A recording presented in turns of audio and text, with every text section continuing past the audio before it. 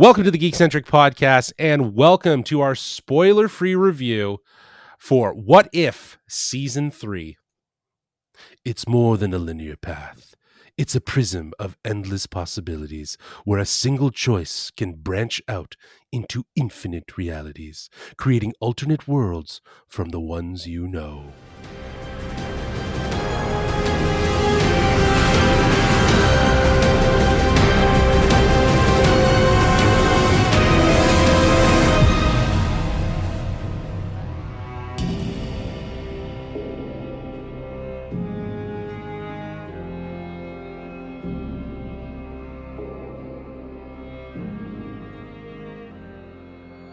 Hello, I'm J-Law, but you can call me Justin, and if you're joining us for the first time, well, we are Geekcentric, a podcast covering the world of movies, TV shows, toys, collectibles, gaming, and all things geek-centric. And today, joining me for our spoiler-free review for Marvel Animation's What If Season 3, I have my other watchers, if you will, Mr. Nate Shelton, Darcy Hudson. How we doing, boys?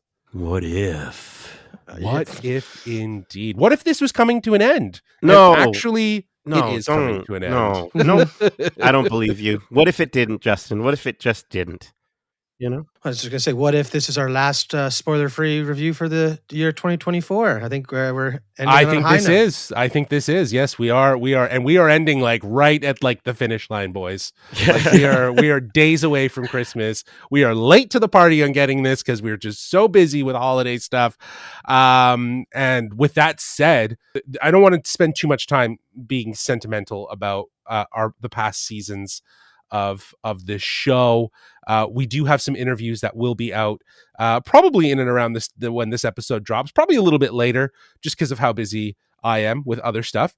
But that said, we do have some fun interviews where we do talk a little bit more about reminiscing some of those moments from past seasons with some pretty influential people. We actually had a chance to talk to basically showrunner, story creator, director Brian Andrews, and the head of Marvel Animation, essentially, and the executive producer of this series, Brad Winderbaum. wow. So we're going to have two separate interviews that we'll be posting at some point before Christmas. I promise it'll go up before Christmas, but you have something to look forward to. It will be a Christmas gift because you can watch along. Miracle. Exactly. You can watch along with this show. You can see those interviews. You'll have some podcast stuff. Maybe you're just, tired of your family. You want to listen to some stuff. But yes, we love that we're here talking about this show. Let me get a synopsis for our lovely listeners here. Marvel's animated series What If returns in season 3 for its culminating adventure through the multiverse. Watch as classic characters make unexpected choices that will mutate. That's a word that they have in here. Mutate their worlds into spectacular alternate versions of the MCU. The Watcher, voiced by Jeffrey Wright, will guide viewers as the series traverses new genres, bigger spectacles, and incredible new characters. Featured directors of this series will be Brian Andrews, Stephen Frank, and written by Matthew Chauncey, Ryan Little, and A.C. Bradley. Executive producers are Brad Winderbaum, Kevin Feige, Louis D. Esposito, Dana Vasquez Eberhardt, and Brian Andrews. And co-executive producer is Matthew Chauncey, as well as Daniela Costa, Kerry Wassener, and Alex Scharf.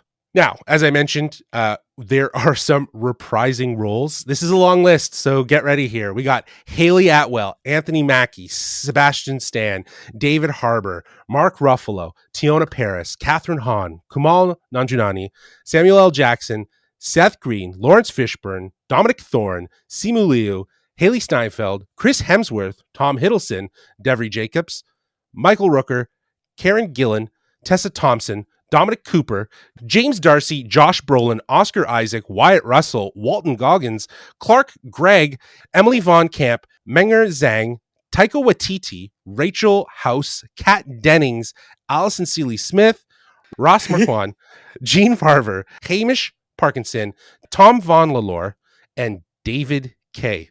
America Ferrera, Jason Isaac, Natasha Lyonne, Alan Dang, DC Douglas, and Darren DePaul are all new to the show.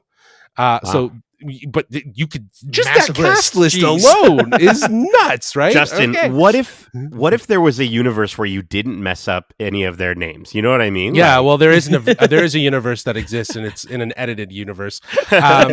This animated series begins streaming December 22nd, which was yesterday, on Disney Plus, with new episodes debuting daily for 8 nights. It's kind of like a Christmas gift, from Marvel Animated Studios. like a little advent calendar. Yeah, exactly. Open each day, and they have like little posters. 8 episodes left. I think there's going to be one for tomorrow. There's going to be 7 episodes left. We got to watch the first 4 episodes. Now, episode 1 is out now at the time of recording this, and by the time that you're listening to this, episode 2 will probably be out, but we'll still remain spoiler free about it. But with that said, I will give you the titles of the first 4 episodes. So we're going to be talking about episode 1, What If the Hulk Fought the Mech Avengers? Episode 2, What If Agatha Went to Hollywood? Episode 3, What If the Red Guardian Stopped the Winter Soldier? And episode 4, What If Howard the Duck Got Hitched? One last note here. Huge thanks to Disney Studios Canada and Marvel Studios Canada for giving us access to these screeners. Got to give our thanks to them. We really love the fact that we were able to watch these episodes ahead of release and give you our thoughts. This is going to be very loose if you haven't already been able to tell. We're going to be talking about look and feel. We're going to be talking about performances from these episodes. And then we'll probably give our overall thoughts about just the vibe of what these 4 episodes are really going for. You've already got 1 episode. Probably if you've already watched the second episode before listening to this, then that's great. You kind of get a sense of it, but we will still remain spoiler free for episodes 2, 3, and 4.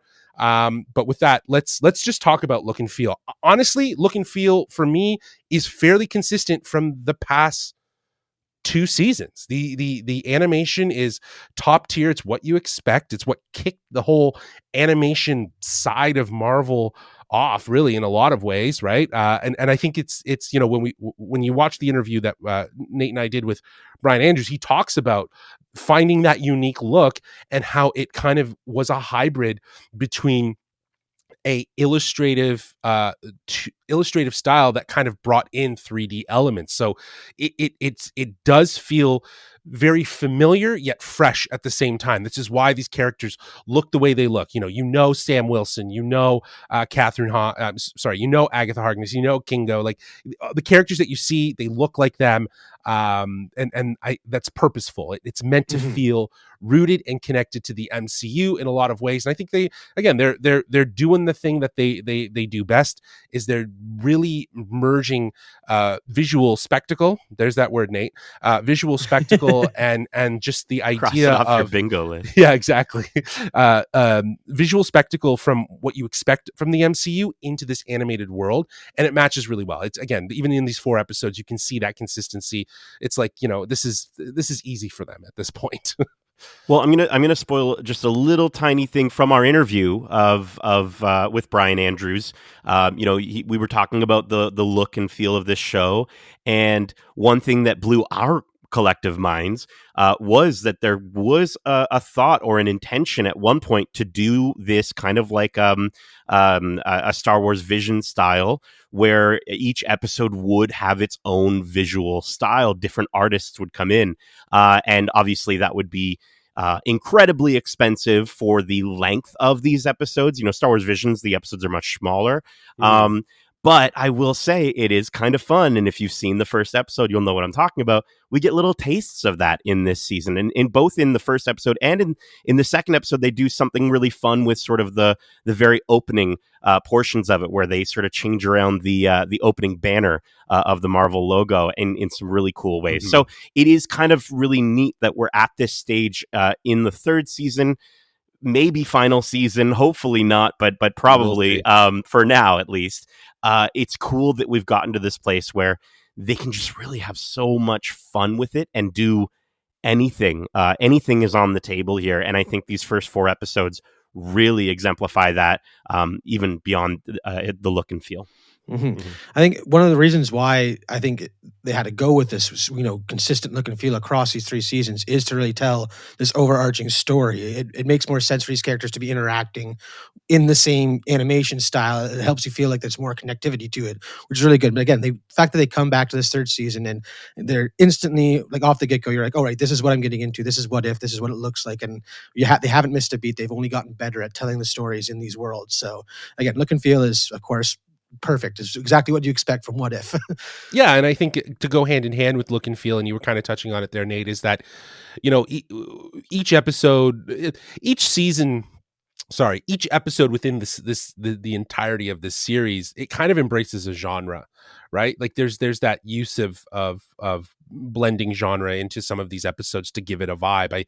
I think it's known that we'll probably get a Western episode as what it was called. Episode 1, it's a Hulk fought the Mech Avengers, right? Like you're getting sort of these hybrid mix of the MCU into other genres. And like you said, like there's sort of a classic Hollywood look to the Agatha Went to Hollywood. And I think that is reminiscent of what if is really meant to do in a lot of ways as well, is just finding those genres. If we go back to season 1 and what we got with Marvel Zombies episode, and now there's a whole series that's going to be coming out of that. Like we're seeing them kind of bridge this world into other genres that helps to elevate it. And as we know, we like, just even from like right now watching Skeleton Crew, like we know that that's something that works. If you can take your universe or your world and look through and put it through the lens of a genre, it gives it new dimension. It gives it a fresh approach. And I think that's what this series has done so well. And even in these first 4 episodes, you're seeing a lot of that kind of happen with the different genre vibes that each episode has. 100%. Like the fact that What If comics started off as these fun explorations into these character stories, and they became this exploration through genre, even in the comics, where we do get these fun spins that end up becoming whole storylines, like the 1602 line and all this stuff. Like Marvel has not shied away from embracing stories that came before to tell stories with familiar faces in new ways and stuff like that. And that's what's so fun about this series, is that like this particular season right now, these first 4 episodes, they're having so much fun with it. It really feels like a true What If vibe, because these stories are just really like small snippets into these really fun, vast worlds that like you want to go back to. But if we get more and they're just completely new seasons or completely new stories, I'm okay with that too, because they're having such fun exploring these characters through new lenses. And the level of diversity in terms of the varied characters that we're getting 3 seasons in, it is really cool. And I love what you pointed out there, like how the comics were meant to explore these characters in a way that really emphasized their characters in particular, right? Of course, when we get offshoot comics, they'll follow a certain character that'll be within a storyline, but it's something about these episodes and this series, and I'm sure the comic series, that really just really show you like, this is Howard the Duck, right? This is Darcy, and what if something happened? I guess it got hitched. Is the episode 4. I will also just say the different locations that we've gotten in these first 4 episodes has been absolutely incredible, and I think it's really neat to be able to just sort of see we're going everywhere and anywhere, whether it's cosmic, whether it's on Earth, it's the future, it's the past. It's pretty crazy that with just 4 episodes in, we've already just sort of traversed almost the entirety of the Marvel Cinematic Universe. And I think that's, again, it shows the maturity of this idea of the series of What If. And I think we'll save some of that for story or overall vibes of it, like from the story perspective. But you're absolutely right. I think that they're taking big swings in this final season to really show the possibilities of what if can be, right? And what it's meant to be, just in terms of how drastically different and bold each episode is.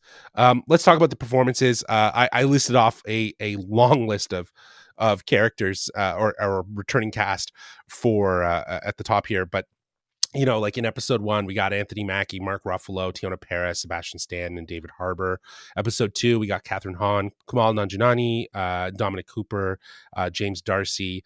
And if I'm not mistaken, in episode 3, we have David Harbour, Sebastian Stan, Lawrence Fishburne this time, America Ferrera, and Pietro Michael as well. And then in episode 4, for What If Howard the Duck Got Hitched, we got Kat Dennings, Seth Green, Samuel L. Jackson, Tom Hiddleston, and Michael Rooker. So they, even in like you said, Nate, the characters that we've seen kind of scattered throughout. Even though we do get like Red Guardian in 2 episodes and Sebastian and Bucky in 2 episodes, very different from one another. Very different. And I think that's what's very refreshing about the perspective of each of these episodes, is that there is such an alternating look between them. But I gotta say, just right off the bat, it seems like everyone's really leaning into being a little more Over the top. Yeah, over the top, a little zany. I think it's like especially David Harbour. I'll just shout him out. Really, like he is just way over the top. It makes me excited to see what he's going to do in Thunderbolts, because this is like outside of obviously Black Widow. I think this is obviously the most that we've gotten to spend outside of that with him. And when Thunderbolts comes up, we'll see what happens there. But yeah, he is having the time of his life in this show, and it really does carry an energy of just being zany and being like extreme, right? With your performance. How about for you guys? Was there anyone that really kind of stood out as being kind of an alternate version of themselves?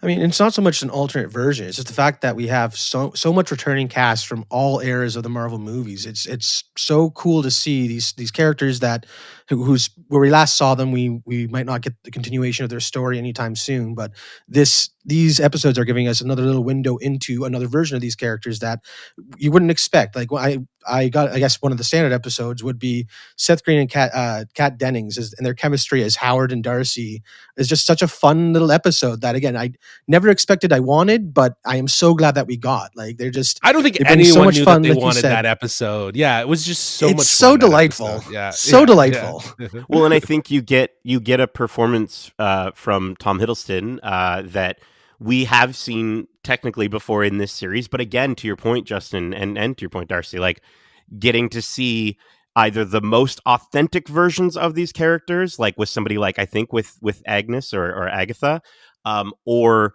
getting to see sort of the version that we didn't get in the movies. Yeah. And I think that's the best part about these performances. I want to shout out the fantastic work of Matt Friend, who does such an excellent Jeff Goldblum in this show. I thought it was Jeff Goldblum, and then I could hear it a little bit, and I've been following Matt Friend on socials and what have you, and he's just blowing up. I hope I see him on Saturday Night Live. I hope, all that stuff, all the goodwill for him. But to kind of pick up on it there and then get to the credits, it was so much fun to see him in this series, and he's in a freaking Marvel something. You know what I mean? Like that's crazy. He's getting hired to do the thing that he's really good at, and that's impersonating actors when they can't take the job, or they're not available to do it. But like, it's crazy to see the people that were available, that Tiona Paris,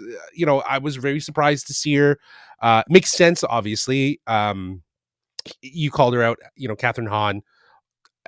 Her character probably felt the most connected to her character in the MCU, just in a different time period. And the same I could say about Kingo, played by Kumail Nanjiani. I think it's, it was funny to see them sort of just who they are, or how we know them in the MCU, in this show, in just a different time period.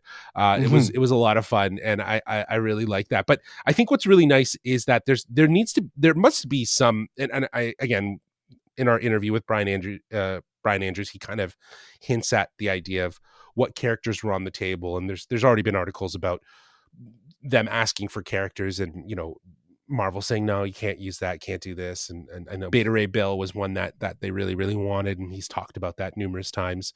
But to the point of what either one of you were saying, like, these characters are so like there's so many of them that are just across from the entire MCU. But what's nice is that they're from the MCU. We're not getting like, just last season we were introduced to a brand new character that was refreshingly new and kind of was entangled in the overall story of season 2, and that was Kahori, who was played by Devry Jacobs. And that was bold, right? To kind of introduce us to a new character. The characters that we're seeing in this show, we've seen in the MCU. So there's a tangible connection, and that in and itself is another point of what if. It's supposed to introduce this idea of multiverse. This character from the MCU, what they've done.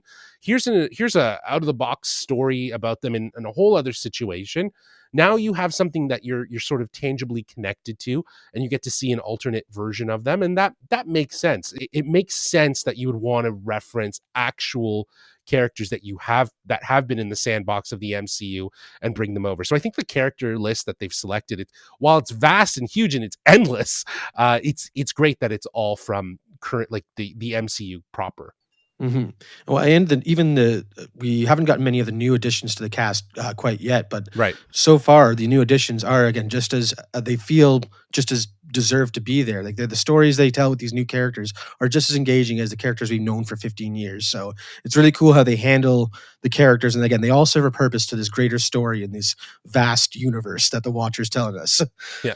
And I also think it's going to be really interesting in terms of getting to potentially see some characters that we haven't gotten a chance to see in the live action MCU as much. I mean, you mentioned Dominic Thorne, so like we're going to get a Riri Williams focused episode at some point, and I think that's really exciting. And I think that's the idea of getting to. It's going to be interesting, sort of getting to explore some of these characters that we haven't had that much time with, and seeing how that resonates in terms of, because we haven't really gotten to spend too much time with them. Right. And that's exactly why, like, it's so interesting with how much the Red Guardian, like David Harbour's character, is leveraged in the first episode and in the second episode, in the third episode, with his story with Bucky. And it's just like, again, like you said, like we haven't spent much time with these characters yet. Here's this show that's kind of introducing us to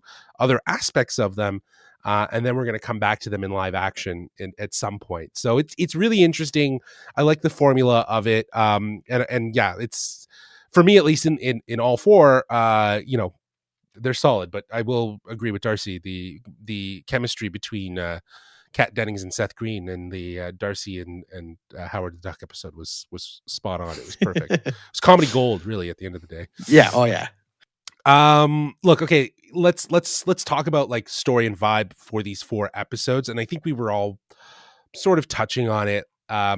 These 4 episodes go hard on this idea of what if. Like they're really pushing the boundaries. If you don't feel that after the first episode, cool. Like I don't know what to tell you.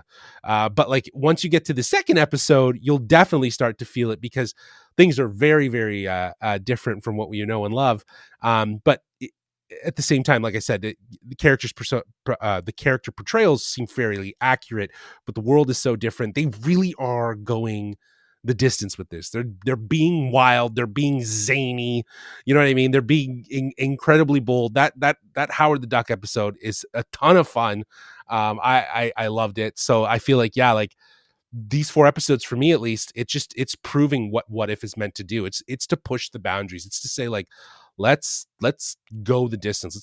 I guess what I'm really enjoying about this series or season, sorry, is the fact that what's different from the first 2 seasons, where you could tell there was a very through story arc kind of woven that we're kind of exploring, and all these things that were being set up we were returning to. Whereas this season, again, they're having fun telling these really deep dives into these characters, or like really random skewed events, and they all end with the same idea of like these massive potential threats in the multiverse. But that's just, we're going to shelve it for a bit, maybe come back to it or not. I love the idea that these are all just existing, and we may see them again, but we may not, and it's nice not knowing where the whole overarching story is going at this point. It's just, let's have fun and just get ready for a wild ride, and it's really enjoyable. But I think the interesting thing is going to be, because we've seen the first 4 of 8. And I might have read. I'm not going to say what they are out loud. They're on the internet if you want to read them. But I've read the other titles for the other episodes. They don't spoil too much. Don't worry. But I will say, from a tone standpoint, if you're getting into this season and you are maybe longing or looking for some of that more through point storyline, I think we are at the halfway point. I think that's where it's going to start to kick in. And I kind of appreciate that. I kind of like that because, I think if this entire season up to the final episode was, sort of this silly, zany vibe, I might be a little let down with sort of leaving the series in that state. But it looks as though we are going to be getting a balance again. I haven't seen them, but that's kind of how it feels, at least, and I'm okay with that. Yeah, and I think it's how it feels based on our conversation with Brian, that he does talk about how, yes, it's an anthology show, but the main character of the show is Watu, right? And what he sees and what he has to deal with.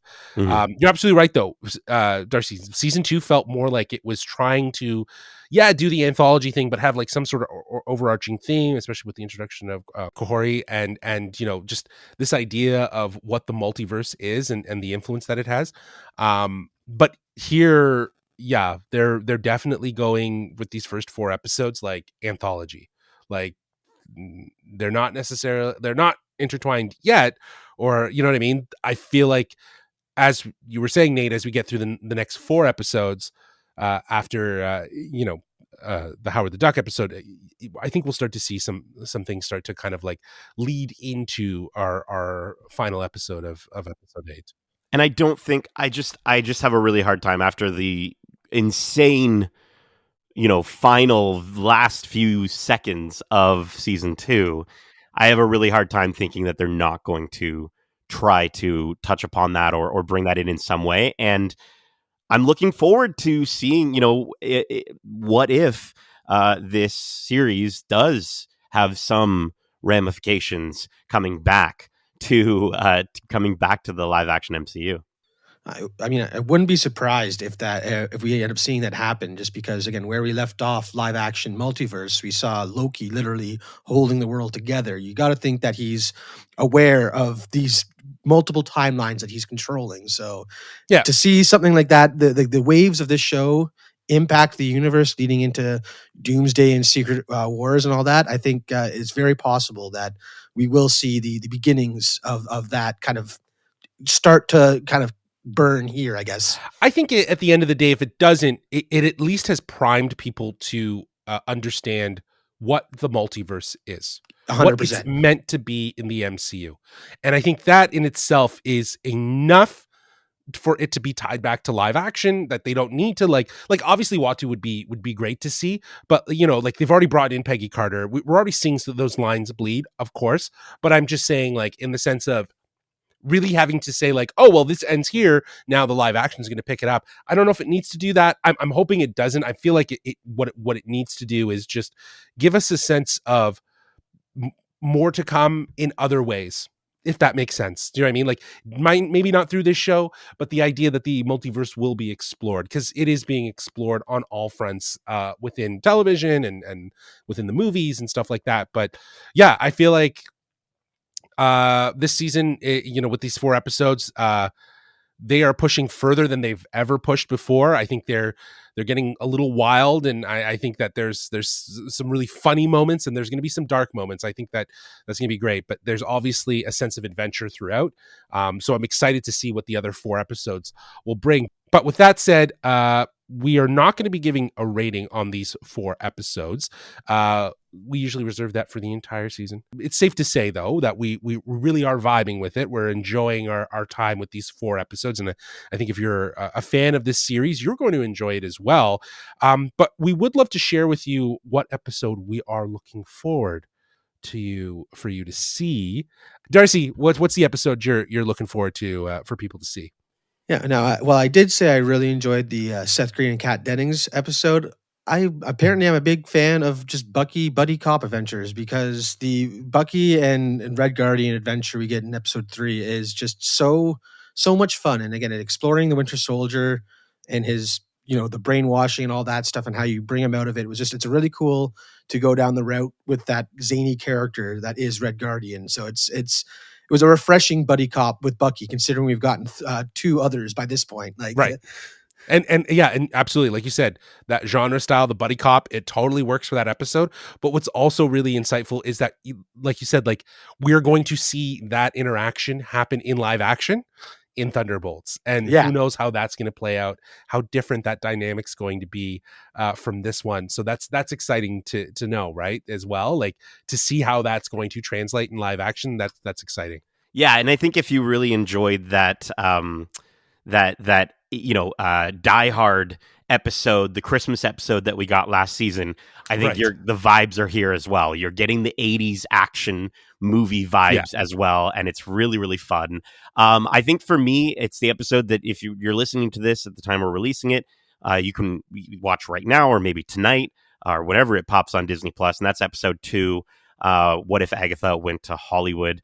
I got to shout out these animators for just absolutely nailing Catherine Hahn, her face, her expressions, the way she turns and moves, as well as Kumail Nanjiani as Kingo. What a delight to get to see these two square off. It makes so much sense. I wrote down Hollywood versus Bollywood, and it's just such a cool idea. I asked Catherine Hahn in our interview, if you could be in a musical, who would you want to be alongside? She said Loki, but I'm wishing I had said Kingo now, because it makes so much sense. And when you see them together, the dynamic, it just makes sense. Yeah. Mm-hmm. Yeah. For me, I've talked about it quite a bit. It is episode 4. What if Howard the Duck got hitched? I think that this episode's it just embraces everything that we were talking about. It's zany, it's out there, it's completely wild, and the performances are hilarious. I think Kat Dennings is fantastic. Seth Green is Howard the Duck. I love him as Howard the Duck. If he stays in an animated space, that's totally fine. But I'm totally fine if he somehow finds a way back into the live action realm, which is very likely. Given how everything plays out with the Guardians, who knows? Maybe we see him join the Guardians at some point. I mean, with Marvel Rivals, I've just been nonstop seeing Jeff the Land Shark everywhere. So, like, an animal Avengers team with Howard the Duck kind of leading, it could work. That'd be interesting, because in the comics, it's always Lockjaw as the leader. Is okay, but I'm just saying, I think Howard could totally be like the one who can actually talk. I think Rocket would be a better leader, but you know what? We don't need to write our own what if episodes, because I think Brian Andrews has got more in the bag. But that is it for our spoiler-free review for Marvel Animation's What If Season 3. We hope you enjoyed this episode, and if you did, feel free to write into us. Let us know. At wearegeekcentric@gmail.com. That's wearegeekcentric@gmail.com. You can also hit us up on our socials on Instagram at wearegeekcentric and on Twitter at geekcentricyt.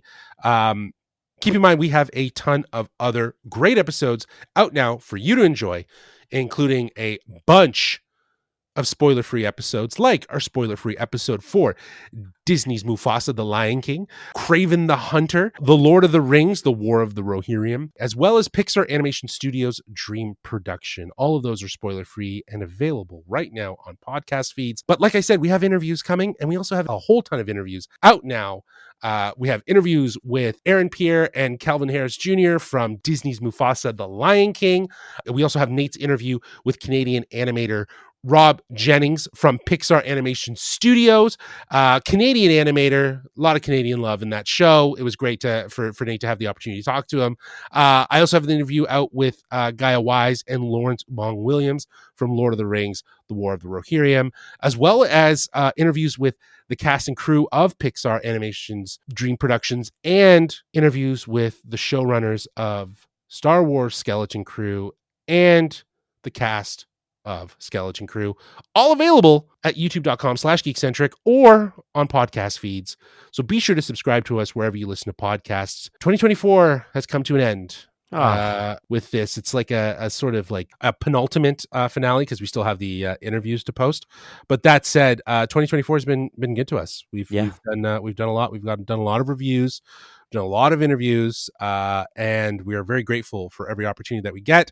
We're very grateful for you guys who listen and join us to hear us rant and talk about the things that we love. But Justin, yes, what if we did it all over again next year? Yeah, 2025 is just around the corner, and let's hope it's bigger and better. I think it'll be bigger and better. We'll always. But with that said, happy holidays. Yeah, happy holidays, Merry Christmas to you, gents, and to our fellow listeners. And we hope you have a safe and happy holidays and a happy New Year. And yeah, we'll see you in 2025. But as we say, love ya. Laters. Peace. What if?